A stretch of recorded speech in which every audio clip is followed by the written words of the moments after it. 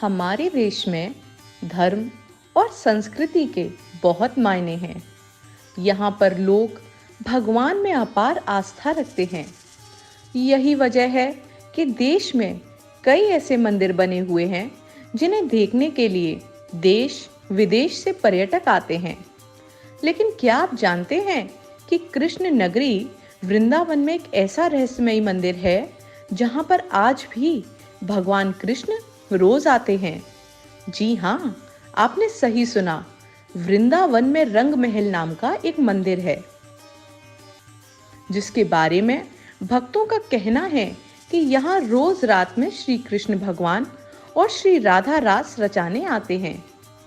गौड़ीय संप्रदाय के देवालियों के बीच श्री वैष्णव संप्रदाय की पताका लहराता दक्षिण भारतीय शैली में बना रंगनाथ मंदिर उत्तर भारत का विशालतम मंदिर है। 5 परकोटों के अंदर बने इस मंदिर में हर दिन उत्सव है। यही वजह है कि इसे ब्रह्मांड में मौजूद 108 दिव्य देश की उपाधि मिली हुई है। मंदिर बहुत ही सुंदर है, आर्किटेक्चर वाज वेरी नाइस और हमने यहाँ पे साउथ की झलक देखी मंदिर में। बहुत सुंदर मंदिर है। दक्षिण भारत की शैली में वृंदावन के रंगजी मंदिर के आसपास के क्षेत्र का सुंदरीकरण कर उसे पर्यटन स्थल के रूप में विकसित किया जा रहा है। यहाँ बड़ी संख्या में श्रद्धालु आते हैं। रंगजी मंदिर उत्तर भारत का पहला दिव्य देश है। इस मंदिर का निर्माण वर्ष 1833 में शुरू हुआ था। दक्षिण भारतीय शैली में बने इस मंदिर में श्री गोदारंग मन्नार भगवान का विग्रह व उत्सव मूर्ति, श्री गरुण, श्री सुदर्शन, श्री विश्वक्सेन, श्री वेणुगोपाल की मूर्तियों की प्रतिष्ठा की गई है। रंगजी मंदिर का निर्माण वर्ष 1833 में शुरू हुआ था। भगवान नारायण के लोक को दिव्य देश की संज्ञा दी जाती है। दिव्य देश की पहचान 5 प्रमुख स्तंभों से होती है। इसमें गरुण स्तंभ, गोपुरम, पुष्करणी, पुष्प उद्यान और गौशाला होती हैं। ये उत्तर भारत का प्रथम दिव्य देश है। पूरे देश में 108 दिव्य देश हैं। इनमें भगवान विष्णु का निवास स्थान बैकुंठ को भी दिव्य देश माना गया है। ऐसे में 107 दिव्य देश नेपाल और भारत में हैं। रंगजी मंदिर में वर्ष में 10 दिन ब्रह्मोत्सव मनाया जाता है। तब ठाकुर रंगगोदा मन्नर मंदिर से बाहर आकर श्रद्धालुओं को दर्शन देते हैं। होली के दूध से 10 दिन तक उत्सव होता है।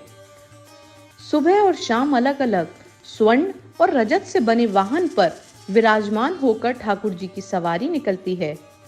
वह अलग अलग रूपों में दर्शन देते हैं। दक्षिण भारतीय संत जिन्हें आलवर कहा जाता है, गोदा जी की इच्छा थी कि उनका भगवान कृष्ण से विवाह हो और श्री धाम वृंदावन में मंदिर बने। इसी इच्छा को पूरा करते हुए भगवान नारायण ने सुंदर दूल्हे का स्वरूप रखा, जिसकी वजह से उनको गोदा रंग मन्नार कहा जाता है।